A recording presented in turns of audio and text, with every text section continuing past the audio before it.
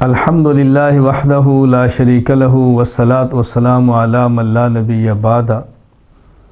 قربانی ایک عبادت ہے، اور جب بھی آپ عبادت کریں گے تو شیطان چاہے گا کہ عبادت نہ ہو، اور پھر کچھ شیطان کے نمائندے ہیں، وہ بھی محنت کرتے ہیں کہ عبادات میں خلل آئے، شکوک و شبہات پیدا کیے جاتے ہیں، مختلف وساوس ڈالے جاتے ہیں تاکہ لوگ اس سے ہٹیں۔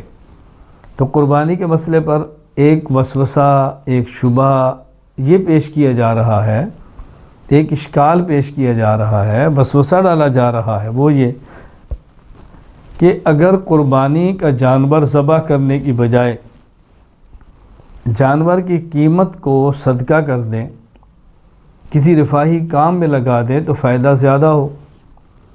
اگر آپ نے ایک دن میں قربانی کی جانور ذبح کر کے اربوں روپیہ خرچ کر دیا ہے، تو اگر یہ اربوں روپے کے جانور خریدنے کی بجائے یہی اربوں روپیہ کسی مصرف پر لگا دیا جاتا، یتیم خانہ بن جاتا، بیوگان کے نکاح کا انتظام ہوتا، بچیوں کی شادی کا انتظام ہوتا، کوئی صلاحی سینٹر بن جاتا، کوئی تعلیمی ادارہ بن جاتا، کتنا فائدہ ہو سکتا تھا۔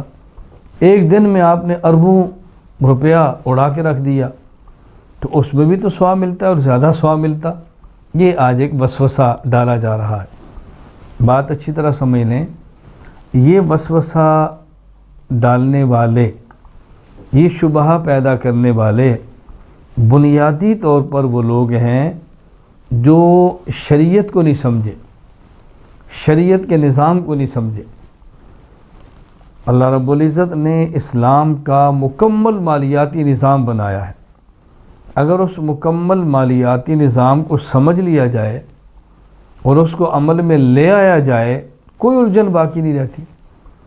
اب دیکھیں، شریعت نے ایک نظام زکوٰۃ کا بنایا ہے، ایک نظام عشر کا بنایا ہے، ایک نظام صدقات نافلہ کا بنایا ہے، پھر ایک نظام بیت المال کا بنایا ہے۔ اب یہ سارے نظام اگر متحرک ہو جائیں، اسکول بھی بنیں گے، مدارس بھی بنیں گے، ہسپتال بھی بنیں گے، یتیم خانے بھی بنیں گے، بیوگان کے نکاح کا انتظام بھی ہوگا، سب مقام ہوں گے، لیکن نظام شریعت کو مکمل نافذ کیا جائے۔ باقی شریعت نے جو نظام دیا اس کو اچھی طرح سمجھیں۔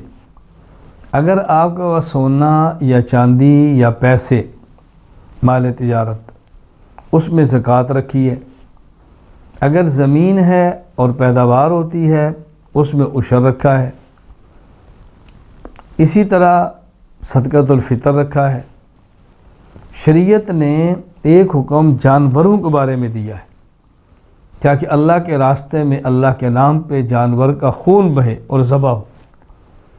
قربانی سے مقصود گوشت کھانا اور کھلانا نہیں ہے، قربانی سے مقصود صرف اور صرف جانور کا ذبح کرنا ہے۔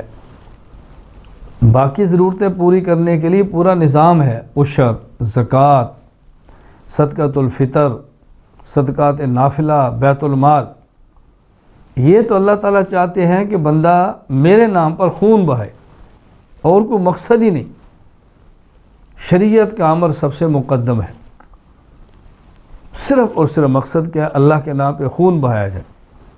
جامع ترمذی میں روایت موجود ہے، ام المومنین امی عائشہ رضی اللہ تعالیٰ عنہ فرماتی ہیں، رسول اکرم صلی اللہ علیہ وسلم فرمایا، ما عمل آدمی من عمل یوم النحر احب الی اللہ من احراق الدم۔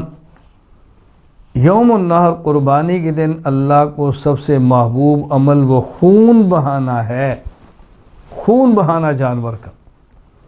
اس میں تو مقصد نہیں کوئی گوشت کھانا یا کھلانا، تو ایک اضافی چیز ہے۔ یہی وجہ ہے اگر کوئی شخص قربانی کرے اور قربانی کا سارا گوشت خود استعمال کرے، کسی غریب کو ایک گوشت کا ٹکڑا بھی نہ دے، تو قربانی کے اجر میں کمی نہیں ہوگی۔ یہ الگ بات ہے کہ جو صدقات کا اجر تھا وہ اس کو نہ ملے، لیکن صرف جو قربانی کا اجر ہے مکمل اس کو مل جائے گا۔ معلوم ہوا کہ گوشت مقصود ہی نہیں ہے، مخصوص جانور کو ذبح کرنا ہے۔ گفتگو کا خلاصہ کیا ہوا؟ یہ جو اشکال تھا یتیم خانے، ہسپتال اور سکول، اس کے لیے شریعت نے ایک مستقل نظام دیا ہے۔ ہاں، اللہ رب العزت چاہتے ہیں، شریعت کی منشا ہے کہ خالص اللہ کے لیے جانور بھی ذبح کیے جائیں، اس کے لیے قربانی کا نظام بنایا ہے۔ آپ اسپتال بنا دیں، کالج بنا دیں، مدارس بنا دیں، یتیم خانے بنا دیں، سب چیزیں بنا دیں اور جانور ذبح نہ کریں تو جو شریعت کی منشا دی خون بہانا، وہ کیسے پورا ہوگا؟ تو شریعت نے ہر معاملے میں مستقل ہدایات عطا فرمائی ہیں۔ اللہ تعالیٰ ہم سب کو شریعت سمجھ کر عمل کرنے کی توفیق عطا فرمائے۔ وآخر دعوانا ان الحمد للہ رب العالمین۔